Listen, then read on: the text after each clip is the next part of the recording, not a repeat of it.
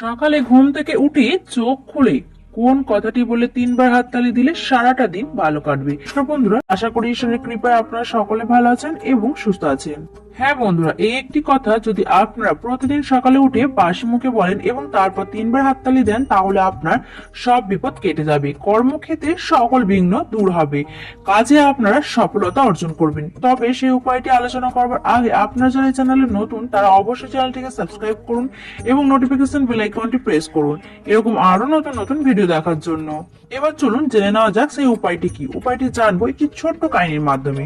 সুজিত নামে এক ব্যক্তি ছিলেন যার গেঞ্জির ব্যবসা ছিল। এই ফেব্রুয়ারিতেই 5 বছর পুরো হয়েছে। এখন বিক্রি বাট্টা ভালো, ব্যবসা সূত্রে তার নাম ডাকও হয়েছে। এলাকার বেশ কিছু বেকারকে তিনি নিজের কারখানায় কাজও দিয়েছেন। কিন্তু কি বিশ্বাস করবে, 4 বছর আগে দুবেলা খাবার জোটাতে গিয়ে হিমশিম খাচ্ছিল সে। সুজিত এক সময় প্রাইভেট কোম্পানিতে চাকরিরত ছিল। সেখানে যে হারে সে কাজ করত, মাঝখানে সেই পরিমাণ আয় ছিল না। সে কিছু একটা করবে বলে ভেবে রেখেছিল। অন্যের কথায় মাথা নত করে থাকার মানসিকতা ছিল না তার। অবশেষে কিছু টাকা জমিয়ে গেঞ্জির ব্যবসা শুরু করে সে। একটি মেশিন কিনে বাড়িতে বসায়। প্রথমে 2 জন কর্মচারী রাখে।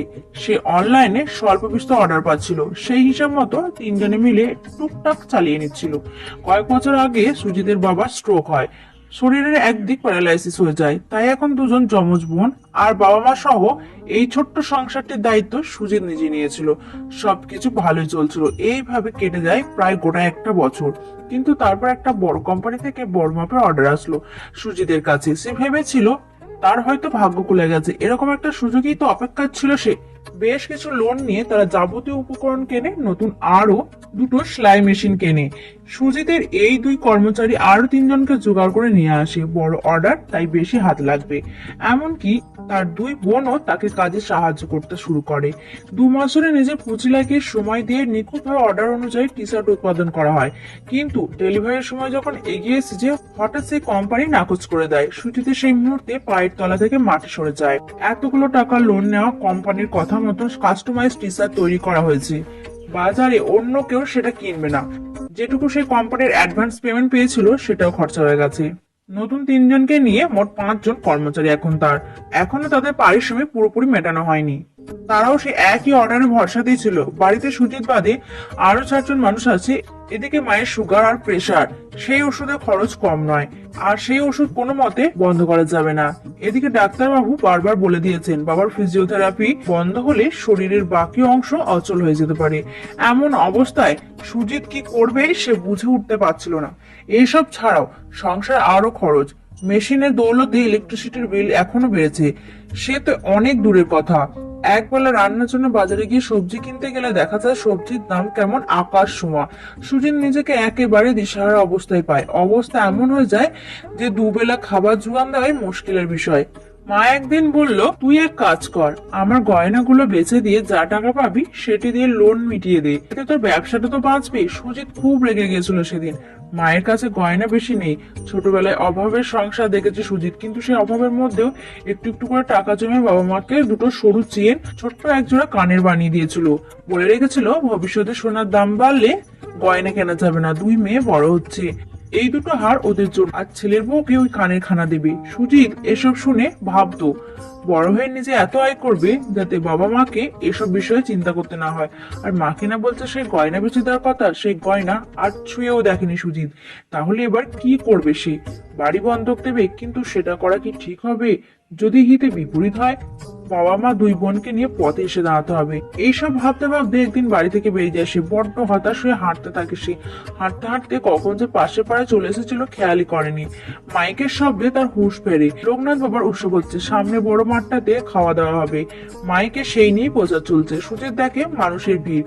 সে পিছন ফিরে বাড়ি ফেরার জন্য রওনা হবে। এমন সময় এক বৃদ্ধ তার কাঁধে হাত রেখে বলে, বাবা, আমাকে একটু মাঠে নিয়ে চলো। দেখছোই তো কত বয়স হয়েছে, একা একা অতটা পথ যেতে পারবো না। সুজিত তাকে না করতে পারেনি। মাঠে নিয়ে যেতে সেই বৃদ্ধ সুজিতকে নিজে পাশে জোর করে বসায়। সেদিন খাওয়া দাওয়ার পর সেই বৃদ্ধ ব্যক্তি তাকে জিজ্ঞাসা করে, বড় সমস্যা আছো দেখছি। সুজিত বলে, আপনি কিভাবে জানলেন? বৃদ্ধ বললেন, তোমার চোখ মুখই বলে দিচ্ছে। সুজিত বেশি কিছু ভাবে না। কোনো উপায় আশা না করে নিজের মনের যত দুঃখ কষ্ট ভয় চিন্তা সবটুকু সে বৃদ্ধকে জানায়। সব শুনে বৃদ্ধ বলে, আচ্ছা তোমাকে একটা কথা বলি শোনো। তোমায় আমি একটা মন্ত্র বলছি। প্রতিদিন সকালে উঠে দুচোখ মিলতে শুধু তিনটে শব্দ উচ্চারণ করে বলবে ওম লোকনাথনায় নমঃ। এই বলে তিনবার আস্তে করে হাততালি দেবে। দেখবে সারাদিন ভালো কাটবে, তোমার সমস্ত বিপদ দূর হয়ে যাবে, প্রতিটা কাজে সফল হবে।